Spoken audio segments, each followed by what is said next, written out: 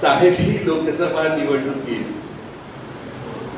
शाहू महाराजांचं तिकीट काँग्रेसचं ठरल्यावर शिवसेनेने तात्काळ निर्णय घेतला की आमचा दोन्ही मतदारसंघ आमचे होते, त्यातला एक मतदारसंघ आमचा कमी झाला, म्हणून आम्ही पश्चिम महाराष्ट्रातलाच मतदारसंघ घेणार आणि तो काँग्रेसचा होता, म्हणून काँग्रेसचा सांगली हा मतदारसंघ त्यांनी गडबडीत घेऊन उमेदवार देखील जाहीर केला. आता उमेदवार त्यांनी जाहीर केला, आपण आघाडीचे घटक आहे म्हटल्यावर आघाडीच्या मर्यादा सांभाळायला पाहिजे. तर मी नेहमी सांगायचो मला त्या 10 उमेदवारांची माझ्या काळजी होती. माझ्या 10 कुठल्याही उमेदवारांच्यावर परिणाम होता कामा नये आणि काँग्रेस आणि शिवसेना या दोघांनाही दुखवणं हे उमेदवार या नात्याने, कारण मी इथं कुठलीही कृती केली तरी काँग्रेस आणि शिवसेना यातले कोणी घटक दुखावले तर माझ्या या 10 मध्ये कुठं असहकार झाला तर अडचण होईल. त्यामुळे दोन्ही पक्षाच्या नेत्यांना आम्ही सांगितलेलं होतं की आघाडीचा धर्म आम्ही पाळू.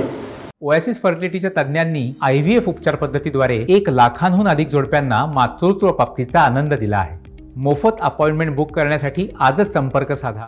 आघाडीचा धर्म पाळण्यासाठी मी स्वतः काही ठिकाणी सभा घेतल्या. अनेकांनी आघाडीचा धर्म म्हणून शिवसेना उद्धव ठाकरे गटांच्या आपल्या पैलवानांचं काम केलं, चंद्रहार पाटलांचं. काही ठिकाणी स्थानिक प्रश्नामुळं दुसरी कामं काही लोकांनी केली. आता प्रत्येकाला काही आपण, मला एक फार वेळ नव्हता की इथं ठामपणानं सांगलीत बसावं आणि कुणी काय करावं हे सांगत बसावं. एकदा दोनदा सांगायचा मी प्रयत्न केला. उद्धव ठाकरे आलेले त्यावेळी भाषणात आपल्या सगळ्यांनी 48 गावात देखील चांगलं काम केलं. मानसिंग भाऊंच्या मतदारसंघात 9,000चं मताधिक्य आपल्याला मिळालं.